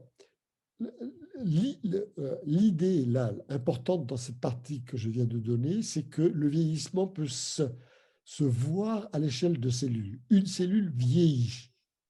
On a donc des cellules sénescentes, on a un phénotype sénescent et on a quelque chose qui est, si vous voulez, avec des origines différentes, mais le passage de cellules à un état sénescent. Et quand vous avez l'accumulation de cellules sénescentes dans un tissu, à ce moment-là, vous avez le vieillissement qui apparaît. Nicole Guédon, vous voulez parler, non? Oui, je vais me permettre d'entrer un peu dans mon milieu familial. En fait, j'ai maman qui va avoir 99 ans, sa sœur 102 ans et une autre sœur 90 ans. Elles ont vraiment toute leur tête, donc leurs neurones fonctionnent bien. Et je voudrais connaître pourquoi, en fait, ces trois personnes sont bien encore à cet âge-là, alors qu'on parle de sénescence, voilà. Bravo. Alors, il y a des effets qui sont des effets individuels, bien entendu, Oui. mais je vais parler un peu de tout ça dans la troisième partie. D'accord. Oui, d'accord, très bien. On va aborder ça. D'accord, merci. Un petit peu de patience, et vous me reposerez la question où j'aurai répondu à votre question dans la partie qui va venir. Très bien, merci. Une petite question, quelles sont les cellules qui ne connaissent pas la sénescence? Alors, les cellules qui ne connaissent pas la sénescence sont les cellules qui sont riches en télomérase pour la sénescence réplicative, hein, j'entends bien, hein, c'est-à-dire les spermatozoïdes, c'est-à-dire les cellules souches. Quand l'œuf se forme, on a ensuite des cellules souches qui apparaissent. Ces cellules souches vont donner tous les tissus différents, et donc ces cellules-là sont bien équipées, et puis d'autre part, les cellules cancéreuses. Les cellules cancéreuses sont des cellules immortelles, malheureusement. Hélas, oui, hélas. Ouais. C'est le grand paradoxe. Bon, si vous voulez bien, les questions commencent à se préciser et vous allez voir qu'elles vont se préciser dans ce que je vais vous raconter maintenant. Hein? Donc, je reprends la main. Ferme les micros, s'il vous plaît.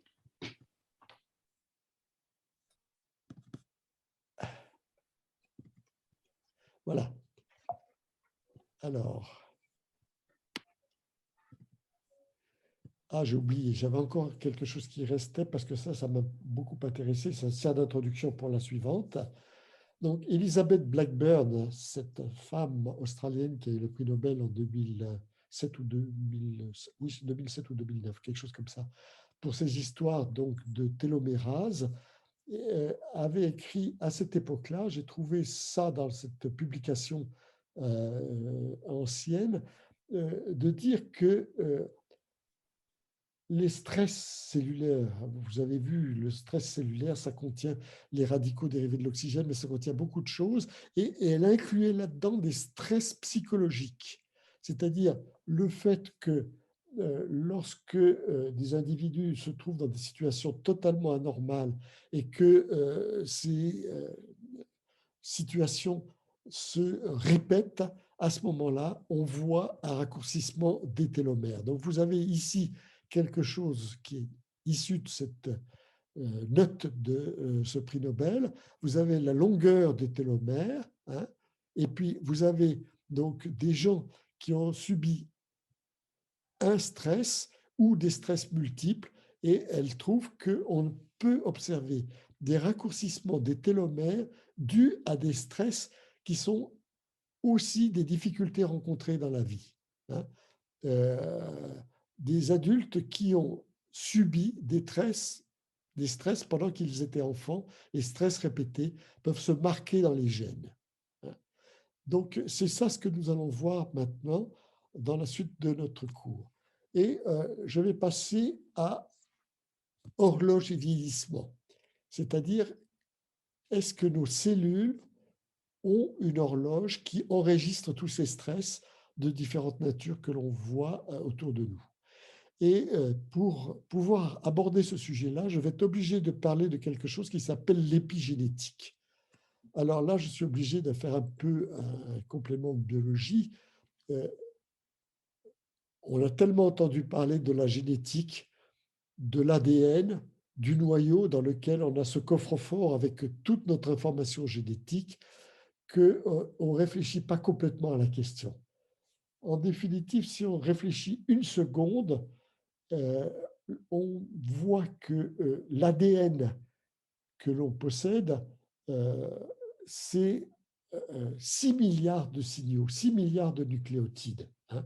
On a 2 N chromosomes, ça fait 6 milliards de nucléotides, et ça a beau être des choses à l'échelle moléculaire, à l'échelle infinitésimale, 6 milliards, quand on les additionne les uns après les autres, on a 1,8 mètres d'ADN dans nos cellules. 1,8 mètres. Et là, je ne me trompe pas d'unité, je parle de mètres. Donc, on a presque 2 mètres d'ADN dans nos cellules. Et ces 2 mètres d'ADN doivent tenir dans le noyau. L'ADN, il n'y en a que dans le noyau. Donc, une cellule, ça fait une fraction de millimètre, et le noyau fait, par exemple, 10 microns, 10 millionièmes de mètre. Donc, on a une sphère qui est toute petite dans laquelle il faut tasser toute cette histoire-là. D'où cette image-là, vous avez les différents chromosomes qui sont avec des couleurs différentes, et il faut tasser tout ça à l'intérieur de ce noyau, de cette sphère qui est ici.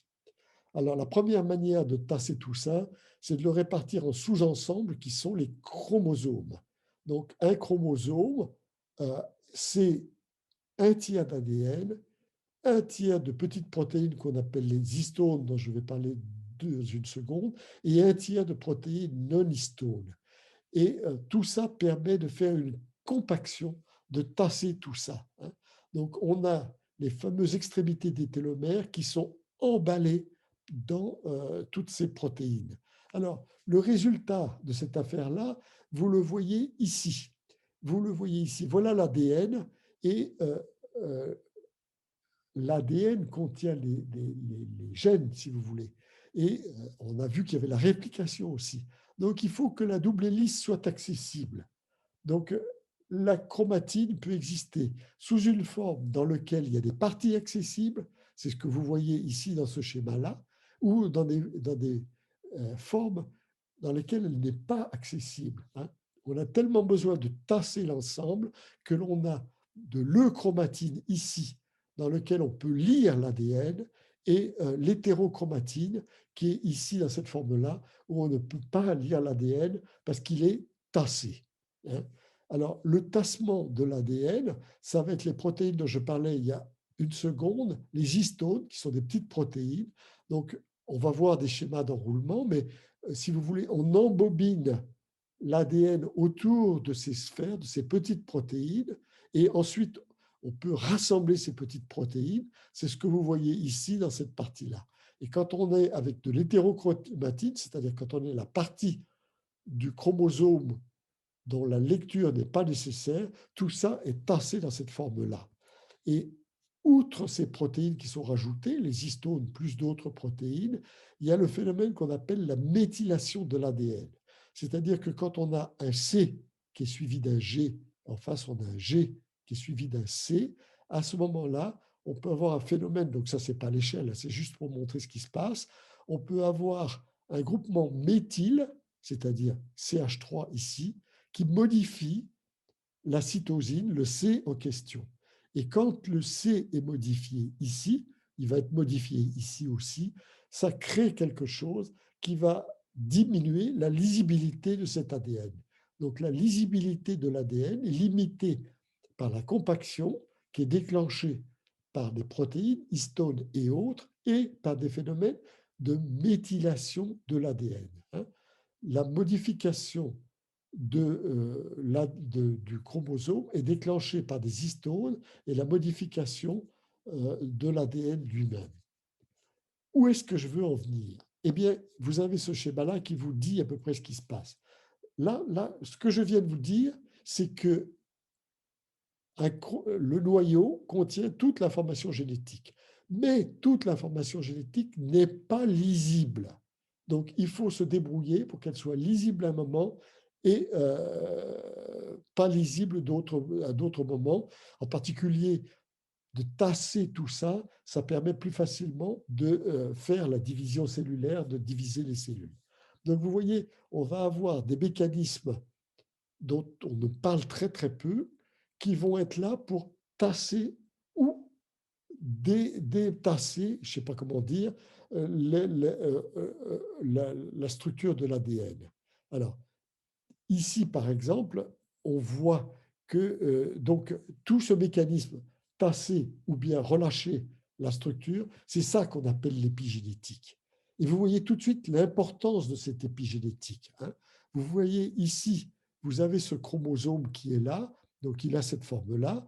Eh bien, ce chromosome-là, si je veux le lire, pour le développement, il va falloir que je lise des gènes. Si je veux faire une cellule différente, on a 200 types cellulaires différents. Si je veux faire une cellule, il faut exprimer un certain nombre de protéines. Donc, ces protéines vont être différentes dans une cellule du foie, dans un neurone, etc. Donc, il va falloir que la lisibilité varie et que tout ça soit contrôlé. Alors, vous avez ici le phénomène, vous avez l'ADN qui est ici, et puis, donc, il va être déroulé d'une certaine manière. Et donc, au moment où il est déroulé, on va pouvoir activer des gènes ou réprimer des gènes. On va avoir des gènes qui vont être inaccessibles, des gènes qui vont être accessibles. On va avoir des phénomènes qui vont, si vous voulez, rendre ce phénomène épigénétique modifié au cours du développement, c'est ce que j'ai dit, au cours du vieillissement, c'est ce que nous allons voir, au cours de la diète, des produits chimiques, l'environnement, tout ça va modifier l'entassement, la structuration de cet ADN. Et cette lisibilité, l'accessibilité, les gènes qui vont être disponibles à un moment, ça va avoir des effets sur les cancers, les maladies auto-immunes, les troubles mentaux, les diabètes, etc. etc. Donc, vous voyez, l'épigénétique est quelque chose dont on parle peu, mais qui est fondamental. On a le même patrimoine génétique dans toutes nos cellules. Et pourtant, toutes nos cellules sont différentes les unes des autres ou presque. Eh bien, elles sont différentes parce qu'elles expriment des protéines différentes. Et elles expriment des protéines différentes parce que l'épigénétique permet l'expression de ces protéines-là dans un certain type de conditions. Et si vous avez quelque chose à l'extérieur des facteurs environnementaux qui vont modifier cette épigénétique, ça va modifier les gènes en question et vous allez avoir un certain nombre d'effets, y compris sur le vieillissement. Alors, donc, la question est comment je peux avoir accès à cette épigénétique? Comment je peux savoir ce qui se passe dans les cellules? Sachant qu'il y a des milliards de cellules et que donc, on sait très bien lire l'ADN, mais ce que je viens de vous dire, c'est que lire l'ADN n'est pas suffisant. Alors, la question que se sont posées les chercheurs, eh bien, si c'est compliqué de lire toutes les protéines, de savoir ce qui est hétérochrotéine, ce qui est euchromatine, il y a peut-être à regarder au niveau de la méthylation de l'ADN. Est-ce que la méthylation de l'ADN, qui est l'un des facteurs impliqués dans l'épigénétique, est-ce que la méthylation de l'ADN nous donnerait des renseignements sur l'âge cellulaire, sur l'âge, sur l'épigénétique en question? Alors, ce n'est pas une histoire simple parce que je vous ai dit, la méthylation de l'ADN se fait sur les paires cytosine, guanosine, CG, et dans l'ADN, il y a 28 millions de paires en question. Donc, sur ces 28 millions, il y en a peut-être une partie qui sont méthylées. Est-ce que cette partie méthylée est importante? Quelle information on peut tirer à partir de cette partie méthylée? Et donc, les chercheurs se sont relevés les manches et ils ont cherché à voir s'il y avait, parmi les 28 millions de paires méthylables, un certain nombre de paires dont la méthylation va varier avec l'âge. La méthylation va varier avec l'âge.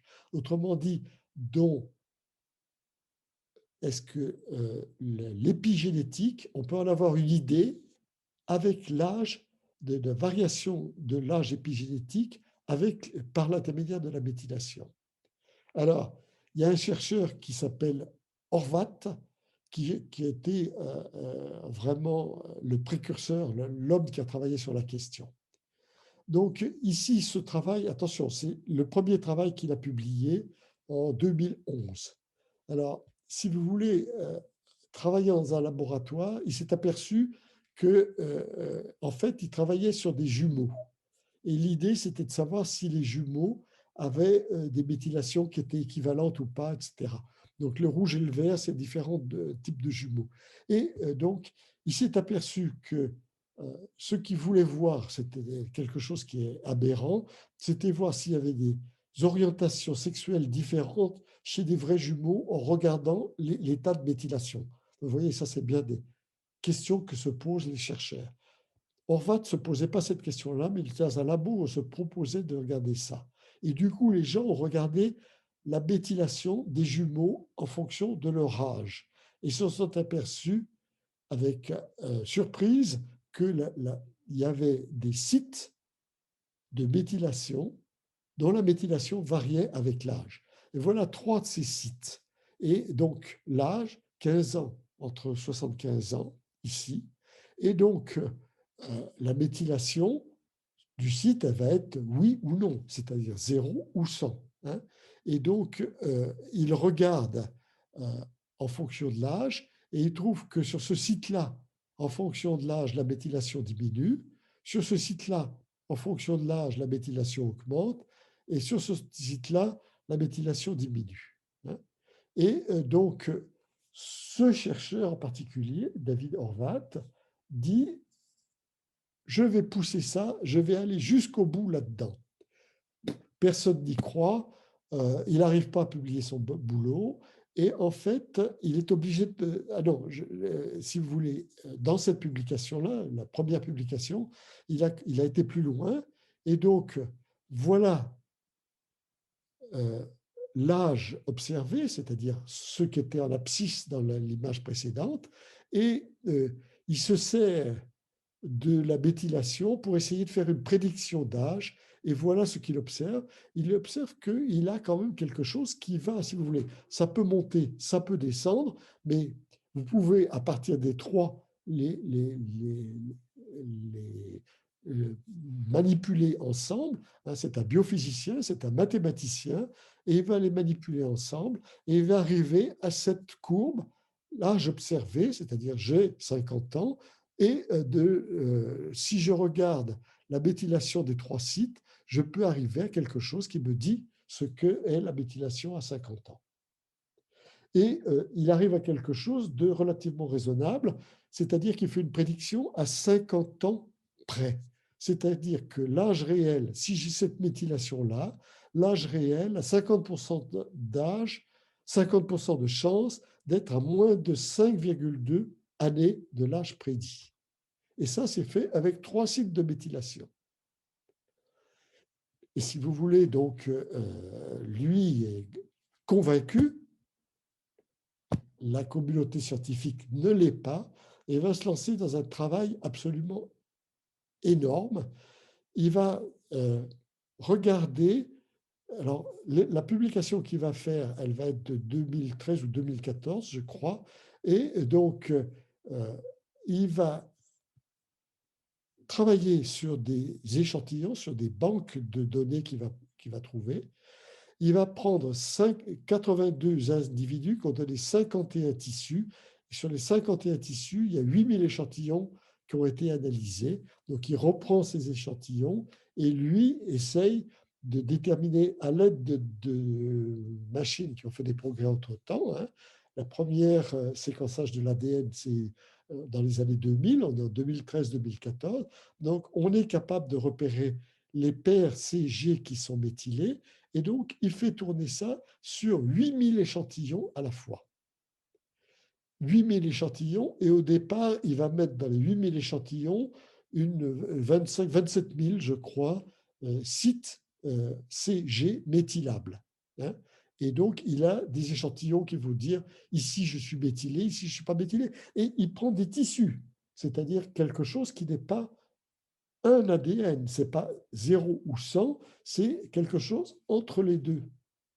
Et ce quelque chose entre les deux, il va l'analyser. Donc, il va faire tourner des ordinateurs, c'est encore un coup un biophysicien, il va faire des calculs, et son calcul va automatiquement sélectionner les sites qui répondent avec l'âge. Et il va arriver à 353 sites qui répondent avec l'âge, 193 répondent positivement et 160 répondent négativement avec l'âge. Il mouline tout ça et ici, il a l'âge réel et ici, il a l'âge qui lui sert dans sa machine, si vous voulez. Et vous voyez qu'il arrive à quelque chose qui est linéaire, une relation linéaire. On peut, à partir de la connaissance brute de la méthylation de cellules ou de tissus, arriver à déterminer un âge à maintenant 3,6 années depuis la naissance. Alors, ça s'applique à des cellules pures ou des mélanges. Vous voyez ici, c'est l'ensemble des données qu'il a. Vous voyez, tout ça, c'est des tissus différents et ça marche relativement bien pour la plupart des tissus. Vous avez des choses qui sont ici, donc je ne vais pas insister, qui sont relativement linéaires. Et alors, deux choses extrêmement surprenantes. Il peut prendre chez un même individu des tissus différents, c'est ce qui est fait dans cette expérience-là, et voilà les âges qu'il obtient selon les tissus.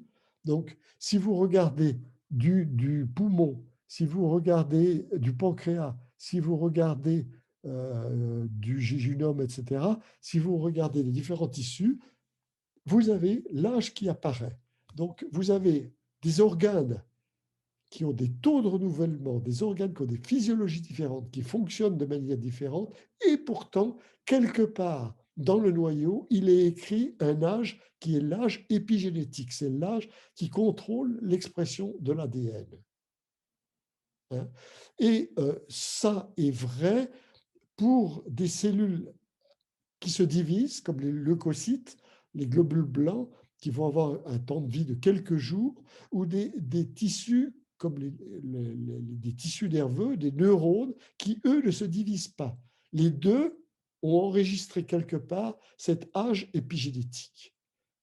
Donc ça, c'est quelque chose qui est fondamental. Ça suppose que l'on ait quelque part une horloge épigénétique qui se déroule et qui enregistre toutes les variations et toutes les modifications qui se passent.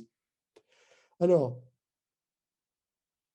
ça, c'est l'âge épigénétique. Maintenant, vous avez vu, tout à l'heure, j'étais un peu rapide, mais tout ne va pas à la même vitesse. En définitive, quand vous avez fait ce calcul, vous avez rentré dans la machine des tas de choses différentes et, disons, le chiffre que l'on a global qui représente l'âge, il varie ici. Ce n'est pas la même courbe quand on est au départ dans la période de développement, quand on est dans la période ensuite voilà, là, l'âge varie linéairement, l'âge épigénétique varie linéairement. Au départ, il ne varie pas linéairement. Et donc, ce qu'il remarque, c'est que quand vous faites cette affaire-là, vous trouvez des gens chez lesquels l'âge épigénétique est plus âgé que l'âge moyen ici, ou des gens qui sont plus jeunes. Donc, vous avez des gens qui ont un âge épigénétique supérieur à leur âge d'état civil ou inférieur à l'âge d'état civil. Et ça vous dit que vous avez des personnes comme celle-là qui sont avec un vieillissement précoce par rapport à leur âge réel ou qui sont avec un vieillissement qui est plus tardif, qui résiste mieux au vieillissement. Donc vous voyez, là, on est sur quelque chose qui est extrêmement intéressant. Donc, j'aime mieux vous dire que depuis 2014, les publications sont multiples de ce qu'on peut faire avec cette histoire-là. On a pris d'autres indicateurs, on a travaillé là-dessus, mais le travail de Horvat a été le premier travail dans lequel on a pu faire des choses extraordinaires. Alors, ce que vous pouvez faire, il y a des cohortes de gens qui sont suivis depuis longtemps. Framingham, c'est pas loin de Boston, c'est pas loin de Harvard, et depuis 1948, on a des gens dont on enregistre l'état de santé presque jour par jour, et on fait des prélèvements de sang pas jour par jour, mais réguliers, si vous voulez. Donc, vous pouvez reprendre ces sangs qui sont congelés et essayer de voir l'âge épigénétique de ces gens et l'âge à laquelle ils sont morts, si vous voulez, par rapport à leur âge épigénétique. Et vous trouvez que vous avez des gens dont l'âge épigénétique est supérieur à leur âge réel et ils sont morts avant ceux dont l'âge épigénétique est inférieur à la moyenne. Donc, vous savez ici.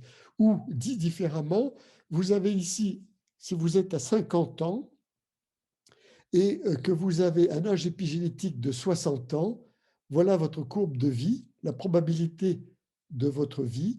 Si vous êtes avec un âge épigénétique de 40 ans, voilà votre probabilité de survivre. Donc, vous voyez, à partir de votre âge épigénétique, vous pouvez avoir des idées sur ce que va être la suite de votre vie à partir de ça, à partir de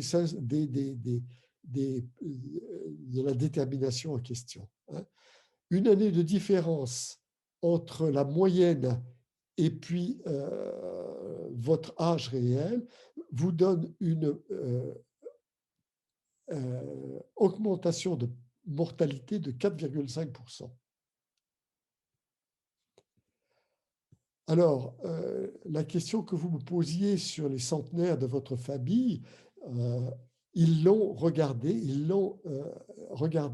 sur des collections de centenaires italiens qui sont morts avec une moyenne de 105 ans et leurs descendants qui ont c'est des gens ici, il y a quand même 82 centenaires, et ici, les enfants de ces centenaires, et ils ont regardé comment ça se passe. Donc ici, c'est l'âge réel, ici, c'est l'âge épigénétique, et vous voyez que les centenaires, ils sont largement en dessous de la courbe en question. Les centenaires ont un âge épigénétique plus jeune de 8,6 ans, et leurs descendants eux-mêmes sont ici, ce qui montre qu'il y a de la chance pour vous d'avoir un âge épigénétique inférieur à cette courbe et d'avoir une durée de vie qui va être supérieure à la durée de vie moyenne qui est trouvée ici. Alors, je termine sur quelque chose qui montre que on a travaillé beaucoup sur cette question-là, y compris chez des animaux modèles. C'est valable, cette histoire d'horloge épigénétique, on l'a appliquée chez les souris, chez les rats, et ça marche aussi. Et là, j'ai pris, pour un peu vous montrer ce qui se passe, une étude récente faite chez le babouin. Alors, vous me dites comment on fait. Et c'est chez le babouin sauvage. Hein. Donc, ce qu'on a fait, c'est que on a récolté, je ne sais pas, ils ont dû mesurer quand même, prélever un peu de sang de temps en temps chez les babouins. Donc, en même temps, on regarde le mode de vie des babouins. Et on voit qu'il y a une horloge, ici la même chose, chez les mâles qui existent comme ça, chez les femelles, elle existe comme ça, mais quand elles vieillissent, les femelles, alors là, il y a des problèmes hormonaux qui doivent rentrer en jeu, ça se passe différemment. Donc, si on prend le même sujet et qu'on fait des prélèvements à 2 temps différents, vous voyez que ça marche relativement bien, en particulier pour les mâles. Et alors, curiosité, quand on a des écarts par rapport à l'horloge, qu'est-ce que ça trahit chez le babouin? Et chez le babouin, c'est des animaux sociaux et il y a un rang de dominance. Et on a regardé l'âge épigénétique en fonction du rang de dominance. Et on a vu que chez les dominants, ceux qui sont ici, les mâles dominants, ceux qui sont les plus dominants, ceux qui sont à gauche ici, sont ceux qui vieillissent plus vite. Chez les moins dominants ou chez les femelles, elles vivent plus longtemps ici, dans cette histoire-là. On voit que une relation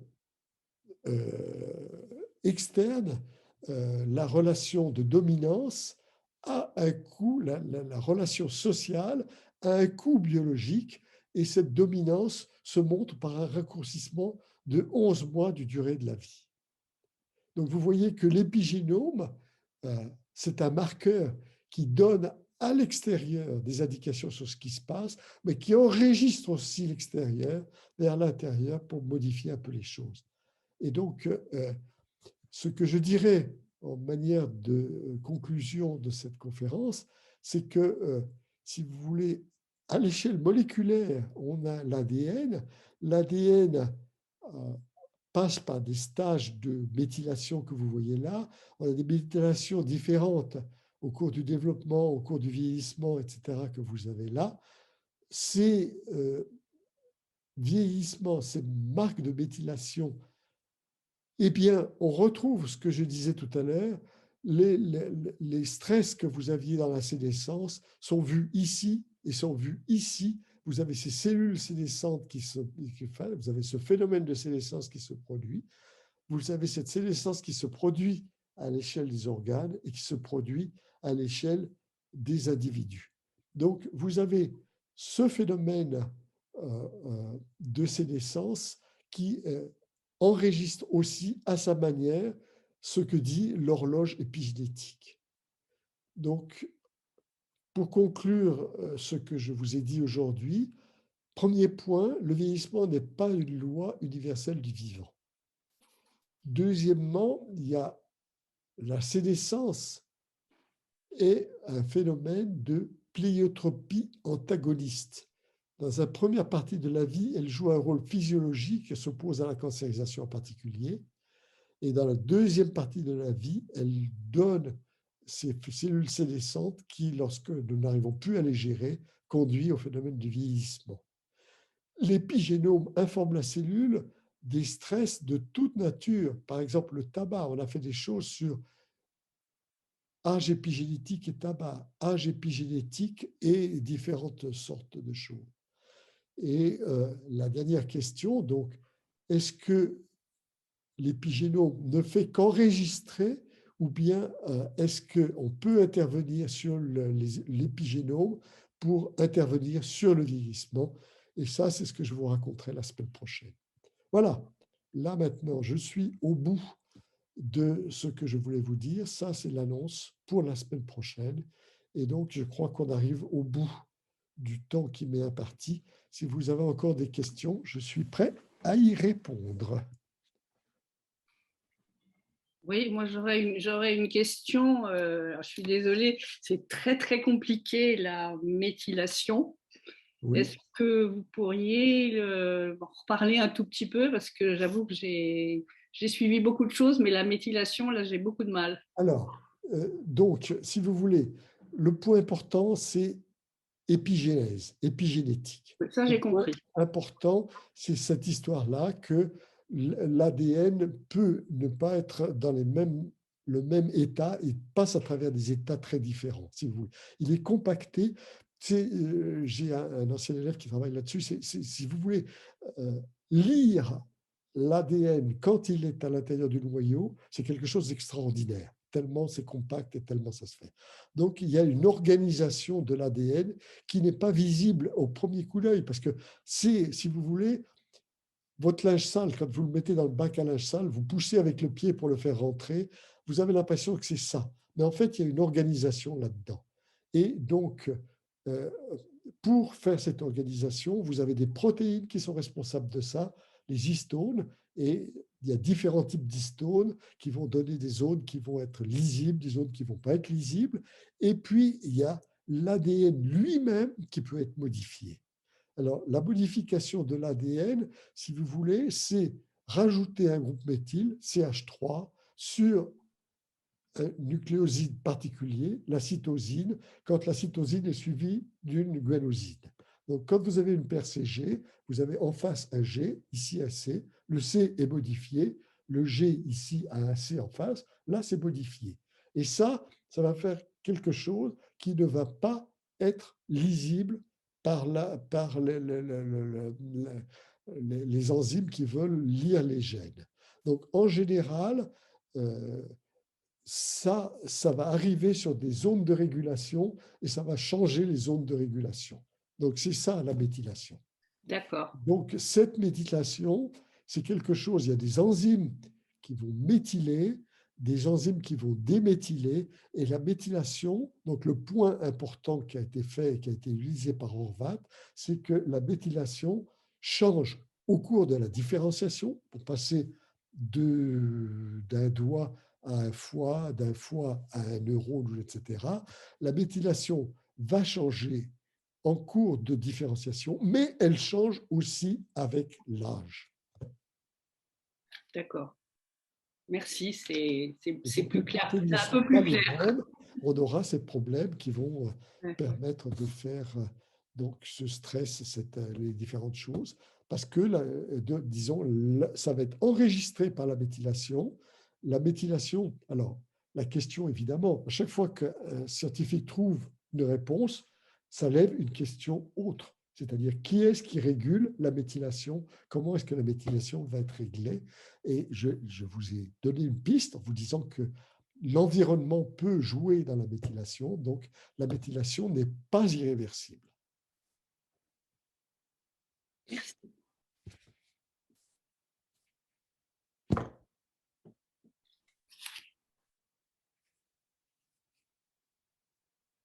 Didier, tu voulais parler?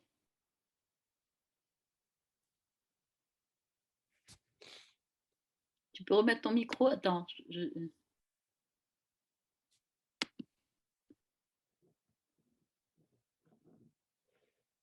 Donc, vous voyez ce que j'ai fait. J'ai suivi un peu la progression des connaissances dans ce domaine.